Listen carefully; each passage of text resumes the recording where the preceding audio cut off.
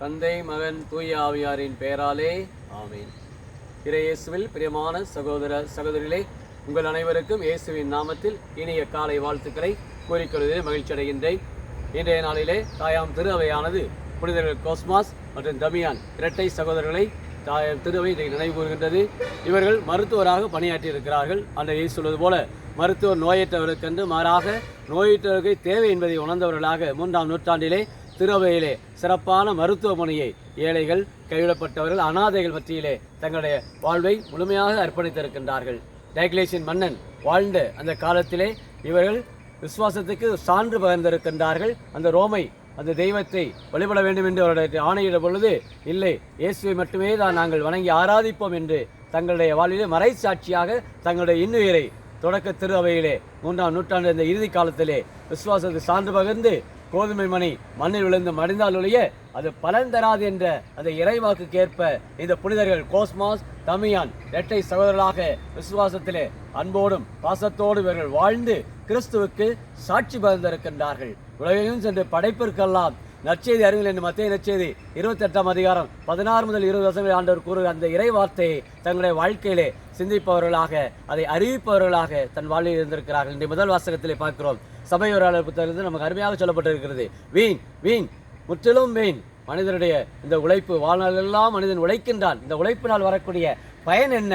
நீ நிறைய பேர் வாழ்விலை கேட்பது, உழைத்து உழைத்து உழைத்து இன்றைக்கு நான் ஓடாகி போய்விட்டேன், இந்த உழைப்பினால் எனக்கு என்ன பயன் கிடைத்து விட்டது என்று இன்னைக்கு எண்ணி பார்க்கின்றோம். ஆனால் உண்மையிலேயே ஆண்டவருக்காக அந்த உழைக்கின்ற அந்த நற்செய்தி பணியிலே பிறருக்காக புனிதர் கோஸ்மாஸ், தமியான் அந்த 3ஆம் நூற்றாண்டு இறுதி காலங்களிலே பிறருக்காக வாழ்ந்தார்கள். பிறருடைய வாழ்வுக்காக தங்களை அர்ப்பணித்தார்கள். அத்தகைய வாழ்விலே அவர்கள் எழுச்சியை கண்டார்கள். ஆண்டவர்களே தங்களுடைய வாழ்க்கையை நிறைவாக பெற்றார்கள். அதுபோல் நம்முடைய வாழ்விலும் நிறைவான ஒரு வாழ்வு, ஒரு முழுமையான வாழ்வு இன்றைக்கு மனிதனுக்கு கிடைக்க வேண்டும் என்றால் பிறர் நலத்திலும் பிறருக்கு உதவி செய்வதிலும் தங்களுடைய வாழ்வில் நாம் அர்ப்பணிக்கிற பொழுது நம்முடைய வாழ்க்கை நலமடைகிறது, வளமடைகிறது என்ற அருமையான ஒரு செய்தியை இந்த நாளிலே, இந்த வியாழக்கிழமையிலே யூதா ததையுடைய கரங்களிலே முடியாதவற்றை முடித்துக் கொடுப்பவர் யூதா ததேயு, இயலாதவற்றை ஏற்றக்கூடியவர். நம்முடைய வாழ்விலும் பல நோய்கள் இருக்கலாம், தடைகள் இருக்கலாம், பிரச்சனைகள் இருக்கலாம்.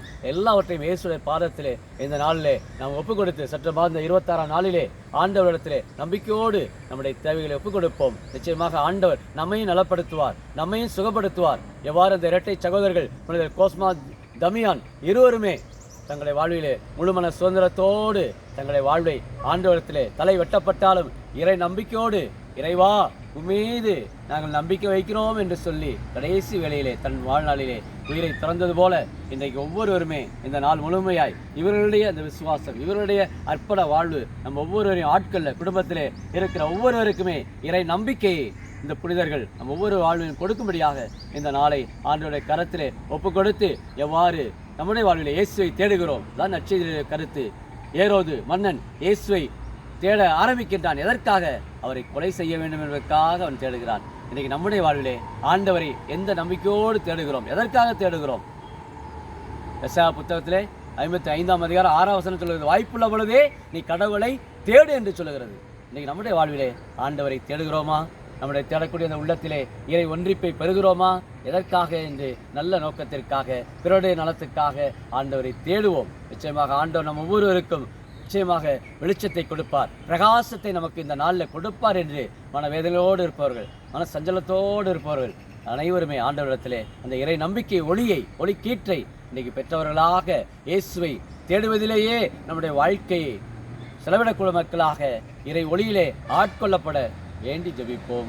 அன்பின் பரலோக பிதாவே, அப்பா இயேசுவே, அருமையான இந்த நாளுக்காக நான் நன்றி கூறப்பா. இந்த அருமையான இந்த நாளில் நம்முடைய கரத்தில் இதை நாங்கள் உண்மை தேடக்கூடிய பிள்ளைகளாக, உம்முடைய அறியக்கூடிய ஒரு பிள்ளைகளாக எவ்வாறு எங்களுடைய வாழ்விலே நிறைவான உம்முடைய வல்லமையும் உம்முடைய கிருபையும் நாங்கள் என்னாலும் பெற்றவர்களாக புனிதர்கள் கோஸ்மாஸ், தமியான் எவ்வாறு விசுவாசத்தை சான்று பகிர்ந்தார்களோ அதுபோல எங்களுடைய வாழ்க்கையிலும் வரக்கூடிய தடைகள், பிரச்சனையை கண்டு நாங்கள் மனம் துவண்டு போகாமல், ஆண்டவர் நீர் எங்கள் பக்கம் இருக்கின்றீர், நீ எங்கள் பக்கம் அருகில் இருக்கிறீர், நாங்கள் எதை பற்றியும் கவலைப்பட மாட்டோம் என்ற உறுதியான உள்ளத்தோடு மன வலிமையோடு நாங்கள் இறைவார்த்தையை அறிவிக்க பறைசாற்ற இந்த வியாழக்கிழமையிலே எங்களுக்கு குழந்தை இயேசுடைய வல்லமையும் குழந்தை இயேசுடைய பாதுகாப்பும் நீ மகிமை செய்ய செய்ய உன்னை ஆசீர்வதிப்பேன் என்ற அந்த வாக்கு தத்தத்துக்கு ஏற்ப நாங்கள் குழந்தை இயேசுவை என்னாலும் ஆராதித்து எங்களுடைய வாழ்விலே குழந்தை இயேசு வழியாக நாங்கள் வலிமை பெற எங்களுக்கு இந்த அருமையான நாளில் எங்களை சுகமளிக்கும்படி குணமளிக்கும்படி கிறிஸ்து வழியாகமை கொண்டாடுகிறோம்.